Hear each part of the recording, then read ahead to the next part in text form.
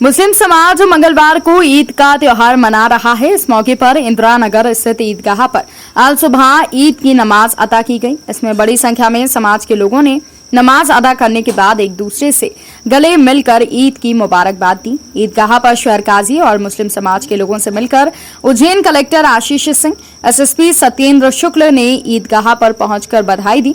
Corona के कारण बीते 2 वर्षों से लगे प्रतिबंध हटते ही इस बार ईद खास मनाई जाएगी।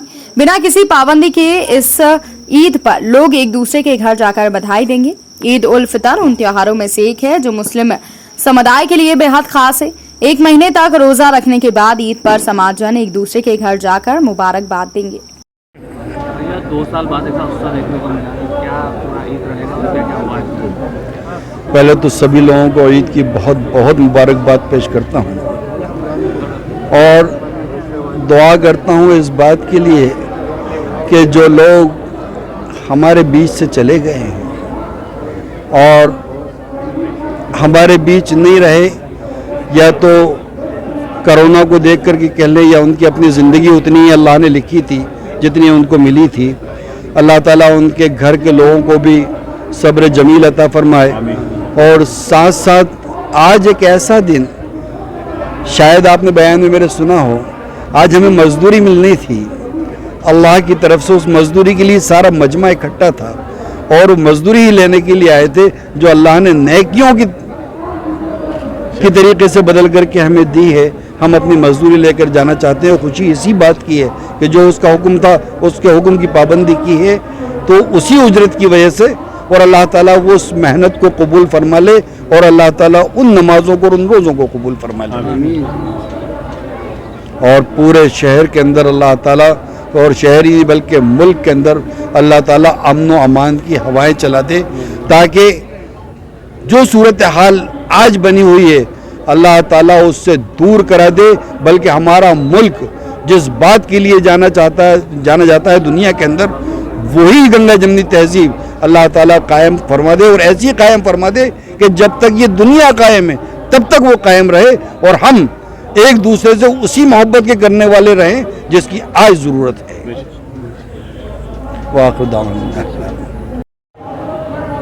सब इस तरह की व्यवस्था शहर में रहेगी। आज 2 त्यौहार, बड़े त्यौहार हैं। देखिए जी हाँ, आज ईद का मुबारक दिन भी है और परशुराम जयंती भी है। दोनों को लेकर हमारी पूरी तरीके से व्यवस्थाएं लगी हुई हैं। आज ईदगाह पर हमारे एसपी साहब के द्वारा, कमिश्नर नगर निगम के द्वारा यहाँ पर आकर जो है जो कार्यक्रम है उसमें भाग लिया गया और सभी को मुबारकबाद हमारी तरफ से, जिला प्रशासन की तरफ से मैं प्रेषित करता हूँ।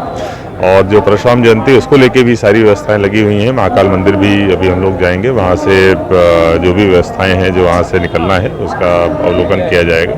फिर लाके दोनों त्यौहार जो हैं धूमधाम से, शांति से मनाए जाए, इसे तो हमारी पूरी टीम, चाहे हमारे मजिस्ट्रेट हो चाहे हमारी पुलिस हो, पूरी तरीके से लगी हुई है। मैं सभी लोगों से दरख्वास्त करूँगा कि कृपया शांति के साथ में और प्रशासन का सहयोग करते हुए दोनों त्यौहार मनाएं।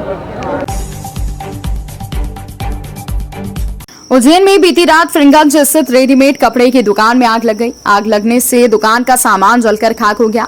आग बुझाने के लिए दमकल को बुलाया गया, लेकिन उससे पहले आग से पूरा सामान जलकर खाक हो चुका था। फिरंगंज में मॉडर्न वॉक मेंस वियर की रेडीमेड कपड़े की दुकान में करीब 1 बजे आग लग जाने से 15 लाख का नुकसान हो गया। दुकान के मालिक सौरभ यादव ने बताया कि 1 हफ्ते से 3 बार अलग अलग दिनों में कपड़े का नया लॉट आया था। उनको जमाने का काम चल रहा था। रात लगभग 1 बजे आग लगने की सूचना मिली और आग से दुकान में रखे नए कपड़े और सामान जल गया। दमकल की गाड़ी पहुंचने के बाद आसपास के रहवासियों ने आग पर काबू पा लिया। सौरभ की नई दुकान में रखे कपड़ों के साथ नया फर्नीचर भी जल गया। इससे 15 लाख से अधिक का नुकसान होने की बात सामने आई है। भैया, ये दुकान में आग लगी है और कैसे क्या लगा और नुकसान कितने का हुआ? शॉर्ट सर्किट से आग लग गई रात को 2 बजे। मॉडर्न वॉक नाम है दुकान का। तकरीबन होगा 15-16 लाख 17 लाख रुपये का माल। एसी वगैरह जो काउंटर वगैरह सब जल चुके हैं। अभी पता नहीं कैसे लग गया। कितने बजे की बात है? ये तकरीबन 1:30-2 बजे की बात है। 1:30-2 बजे। फायर ब्रिगेड वगैरह सब आ गई थी टाइम पर। हमने थोड़ा मदद करके थोड़ा बहुत बचा लिया। कितने का नुकसान हुआ? 16-17 लाख रुपये के आसपास का माल। 16-17 लाख। आपका नाम बताओ। प्रतीक कोडिया।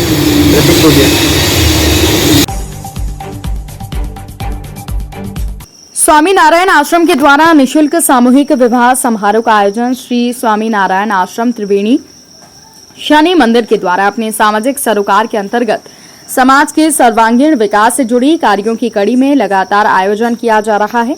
इसी तारतम्य में भूत भावन महाकालेश्वर भगवान और श्री स्वामी नारायण भगवान की असीम कृपा से तृतीय सामूहिक विवाह समारोह का आयोजन अक्षय तृतीया 3 मई मंगलवार को स्वामी नारायण आश्रम इंदौर रोड त्रिवेणी शनि मंदिर के पास किया गया।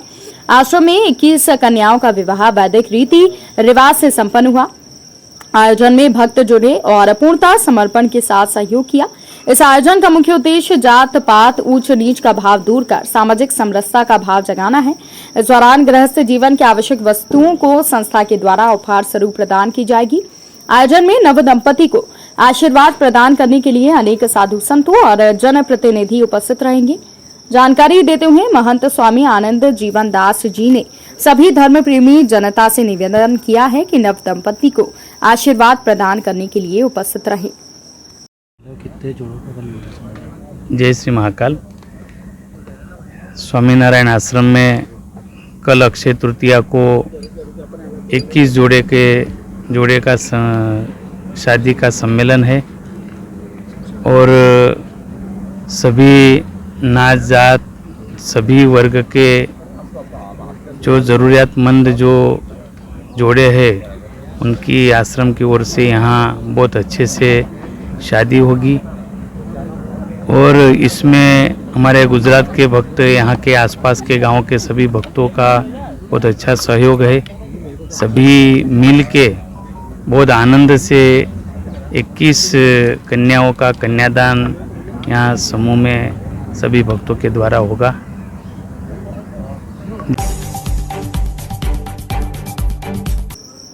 ग्राम अमोदिया स्थित सेवाधाम आश्रम में फूड पॉइजनिंग की बड़ी घटना हुई। 7 गंभीर मरीजों में से 2 की मौत हो गई। एक गंभीर इंदौर रेफर हुआ है, बाकी आईसीयू में भर्ती हैं। आपको बता दें कि उज्जैन अंकित ग्राम सेवाधाम आश्रम में पुरुष वार्ड जिसमें लगभग 120 पुरुष रहते हैं, आज सुबह अचानक 8 से 10 लोग बीमार हो गए, जिन्हें जिला चिकित्सालय भेजा गया, जिसमें 2 की मौत हो गई। शेष का उपचार जारी है। प्रारंभिक तौर पर माना जा रहा है कि किसी वायरस की चपेट में आने के बाद ऐसा हुआ, लेकिन जानकारी पोस्टमार्टम के बाद ही सामने आ सकेगी। आश्रम में निवासरत 750 से अधिक सदस्य स्वस्थ हैं। जिला प्रशासन के सहयोग से डॉक्टर्स की टीम वहां पर पहुंची है और जांच कर रही है। आश्रम में ये जो बच्चों की डेथ हुई है, ये पूर्व से यहाँ पर मानसिक रोगी और एपिलेप्सी पेशेंट थे। पूर्व से इनका इलाज चल रहा था। डॉक्टर निगम ने भी बयान दिया है और आज इनको शिफ्ट किया गया है, जिसमें से 2 की डेथ हुई है। उनका पीएम करा रहे हैं, जिससे जानकारी मालूम पड़ जाएगी किस वजह से डेथ हुई है। 2 दिन पहले भी सेवादन से बढ़िया ही थी। हाँ, 2 दिन पहले एक युवक की मानसिक विक्षिप्त था, लावारिस था, उसकी भी अपन ने पीएम कराया है जानकारी लेने के लिए किस प्रकार, क्योंकि इस प्रकार के मानसिक रोगी क्रिटिकल कंडीशन में आते हैं अपने यहाँ पर। अभी फिलहाल वर्तमान में 700 लोग हैं। क्या रहे हैं? शैलेंद्र कुमावत, कार्यालय प्रभारी, सेवाधाम आश्रम। उज्जैन में भगवान परशुराम के जन्मोत्सव पर आज सुबह 10 बजे अखिल भारतीय ब्राह्मण समाज के बैनर तले महाकाल मैदान से विशाल चल समारोह निकाला गया। इस चल समारोह में वाहन शामिल हुए। चल समारोह महाकाल मंदिर चौराहे से प्रारंभ होकर पटनी बाजार, गोपाल मंदिर, सराफा, कंठाल, दौलतगंज, मालीपुरा, देवास गेट, फ्रिंगगंज, ओवरब्रिज होकर टावर चौक पहुंचा। यहां पर मानव श्रृंखला बनाकर रैली का समापन हुआ। चल समारोह में पंडित नितिन जोशी, मुकेश अग्रवाल, सुरेंद्र शुक्ल, विष्णु दीक्षित, शिवेंद्र तिवारी, सतीश तिवारी के साथ ब्राह्मण जन मौजूद थे। सम्मान भी क्या किस प्रकार है? आज जो शहर में परशुराम जयंती का उल्लास है सर्व ब्राह्मण समाज में, और हमारे ऋषिश्वर ब्राह्मण समाज द्वारा जो रैली का मंच बनाकर स्वागत सत्कार किया गया, उसको सर्व ब्राह्मण समाज को मैं अपने ऋषिश्वर समाज की ओर से बधाई प्रेषित करता हूँ। उज्जैन के नानाखेड़ा थाना क्षेत्र में स्थित वसंत विहार कॉलोनी में निवास करने वाले किसान सियाराम पाटीदार के घर 26 अप्रैल को रात के अंधेरे का फायदा उठाकर एक बदमाश चिट्ठी फेंक कर भाग गया था। इसमें लिखा था कि मैं तुम्हारे सारे राज जानता हूं, 50 लाख दो वरना पूरे परिवार को खत्म कर दूंगा। जिसके बाद घबराए परिवार के लोगों ने 2 दिन तक किसी को कुछ नहीं बताया। फिर हिम्मत कर नानाखेड़ा थाना पुलिस में शिकायत दर्ज कराई। नानाखेड़ा थाना प्रभारी ओपी अहीर ने तत्काल एक्शन लेते हुए सियाराम पाटीदार के घर और आसपास के सीसीटीवी कैमरे चेक कराए तो 2 संदिग्ध आरोपी वहां पर दिखे। इस पर पुलिस ने दोनों को ट्रेस किया और थाने लाकर पूछताछ की तो उन्होंने गुनाह कबूल किया। पकड़े गए आरोपी एनजीओ में काम करने वाले 2 युवक निकले, जिन्होंने बड़ा मकान देख कर्ज उतारने के लिए गूगल से उर्दू भाषा के शब्द सीख धमकी भरा पत्र घर के बाहर फेंका था और 50 लाख की फिरौती मांगी थी। बसंत विहार में सियाराम पाटीदार के घर अज्ञात व्यक्ति एक लेटर डाल के गए, जिसमें उनसे 50 लाख की फिरौती की मांग की गई थी और उसमें ऐसा लिखा गया था कि तुम्हारे दुश्मनों ने तुम्हारी सुपारी 25 लाख की दे दी है और यदि तुम 50 लाख नहीं दोगे तो तुम्हें मार दिया जाएगा। इस तरीके की उन्होंने एक धमकी भर के लेटर भेजा था, उनके घर पर पटका था। इस पर पुलिस ने अपराध कायम करके विवेचना की गई और सीसीटीवी फुटेज और इलेक्ट्रॉनिक सर्विलांस के माध्यम से इसका पता लगाया और उन्होंने 29 तारीख की डेडलाइन दी थी कि 29 तारीख को यदि पैसा नहीं मिलेगा हमारी हत्या कर दी जाएगी। तो इस तरीके से पुलिस अनुसंधान में 2 व्यक्ति आए जिन्होंने रात में वहाँ पर लेटर डाला था, फुटेज कैमरों से जिसकी पुष्टि की गई और इसमें एक व्यक्ति सामेर के पास शिप्रा से उठाया गया और एक देवास से गिरफ्तार किया गया। गिरफ्तार करके आरोपी ने जुर्म भी कबूल किया और जिन्हें आज जुडिशियल रिमांड पर भेजा गया है। सर क्या लगता है इनको कोई आपराधिक रिकॉर्ड? अभी आपराधिक रिकॉर्ड की जांच की जा रही है।